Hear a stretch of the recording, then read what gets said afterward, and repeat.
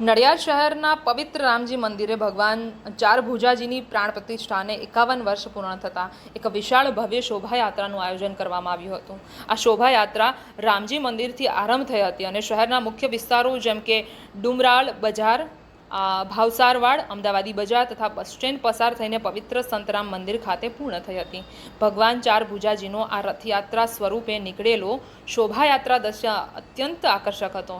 યાત્રાના માર્ગે શ્રદ્ધાળુઓએ ફૂલોની વર્ષા કરી ભજન કીર્તનથી સમગ્ર નડિયાદ ધાર્મિક છાયામાં ડૂબી ગયો હતું। આ અવસરે ઉજ્જૈન, મથુરા, હરિદ્વાર અને કાશીથી પધારેલા સંતો અને મહંતોએ હાજરી આપી અને આ પવિત્ર કાર્યક્રમને વધુ ઉજ્જવળ બનાવ્યો હતો। અંતે સંતરામ મંદિર ખાતે વિશેષ પૂજન તથા આશીર્વચન સાથે શોભાયાત્રાનું સમાપન થયું હતું। સમગ્ર નડિયાદમાં ધાર્મિક અને આનંદમય માહોલ જોવા મળ્યો હતો।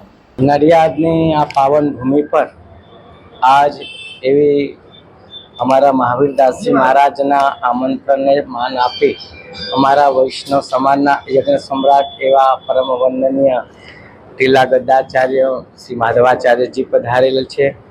અનેક સંતો મહંતો અને અમારા નિર્મોહી અને અખાડા અને રાષ્ટ્રીય અખાડા પરિષદના મહામંત્રી એવા રાજેન્દ્રદાસજી મહારાજ પણ પધાર્યા છે।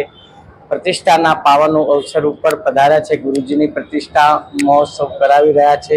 ગુરુ કૃપા હિ કેવલમ એ આપણા સનાતન ધર્મનો મુખ્ય લક્ષ્ય રહેલો છે। ગુરુની કૃપાથી મળેલું માનવ જીવન અનેક લોકોનું એમના આશીર્વાદથી પ્રાપ્તિ થતી હોય છે।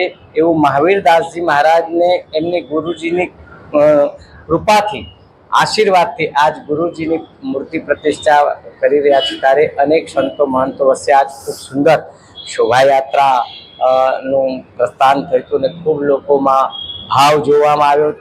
નડિયાદની જનતાએ પણ ખૂબ ઉમળકા પર ભગવાન રામમય બની અને એનું સ્વાગત કર્યું હતું। અમારા હિન્દુ મહાસભાના રાજેન્દ્ર ત્રિપાઠીજી પણ હતા, અનેક કાર્યકર્તાઓ હતા અને ખૂબ અને નડિયાદ તો એક મહારાજની આ ભૂમિનું તપોબળી ભૂમિ છે એટલે નડિયાદ માટે તો કોઈ કહેવાનું હોય જ નહીં।